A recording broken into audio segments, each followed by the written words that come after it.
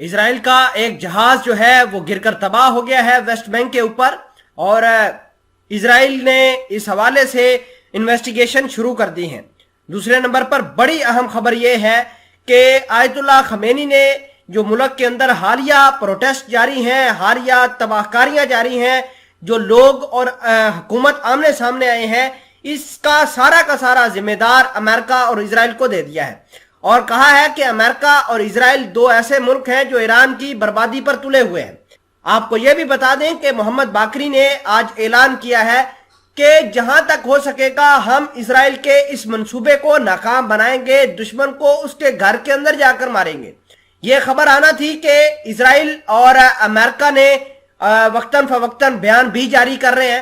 امریکہ کے صدر بائیڈن نے یہ کہا ہے کہ ایران کے اندر جو لوگ احتجاج کر رہے ہیں وہ ان کو امریکہ سپورٹ کرے گا، ہر لحاظ سے سپورٹ کرے گا۔ امریکہ کوشش کر رہا ہے کہ ان لوگوں کو کسی نہ کسی طریقے سے انٹرنیٹ کے ذریعے کنیکٹ کر سکے، کیونکہ وہاں پر انٹرنیٹ کا کنیکشن بند ہے، رات کو لائٹیں چلی جاتی ہیں اور پوری طریقے سے بلیک آؤٹ کیا جاتا ہے تاکہ دنیا والے کور نہ کر سکے، کوریج نہ آ پائے۔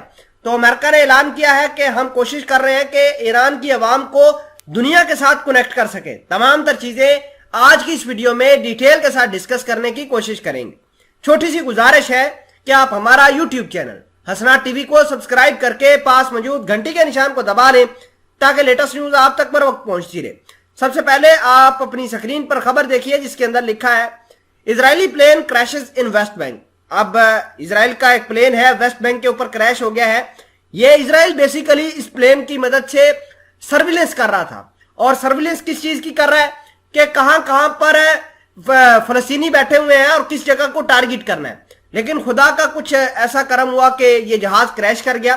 اس سے پہلے اویو کوہاوی جو کہ اسرائیلی سیکورٹی فورسز کے چیف آف سٹاف ہیں، انہوں نے اعلان کیا ہے کہ ہم جنگی جہازوں کی مدد سے، ڈرونز کی مدد سے، ہر لحاظ سے فلسطینیوں کے اوپر کارروائیاں کریں گے، ٹارگٹ کلنگ کریں گے۔ ناظرین گرامی، یہ معاملات چل رہے ہیں، فلسطین کی عوام اور زیادہ پریشان ہو گئی ہے کیونکہ اب سکول جو ہے وہ محفوظ نہیں رہے۔ خبر دیکھیے، اسرائیلی ٹروپس اٹیک سکول ان الخلیل۔ الخلیل کا علاقہ ہے فلسطین کا، اور اس کے چھوٹے پرائمری سکول کے اوپر انہوں نے اٹیک کر کے کچھ چھوٹے بچوں کو زخمی کیا ہے۔ تو آپ اندازہ کیجئے کہ اسرائیل کی سیکورٹی فورسز کس روش پر چل پڑی ہے، کس رستے پر چل پڑی ہے۔ اس کے علاوہ جو آیت اللہ خمینی نے کافی عرصے کے بعد آج اپنا بیان جاری کیا ہے اور کہا ہے کہ اسرائیل اور امریکہ اس کے ملک کی تباہی کر رہے ہیں۔ After a long silence, Khamenei attributed the nationwide uprising against the Islamic Republic to America and Israel.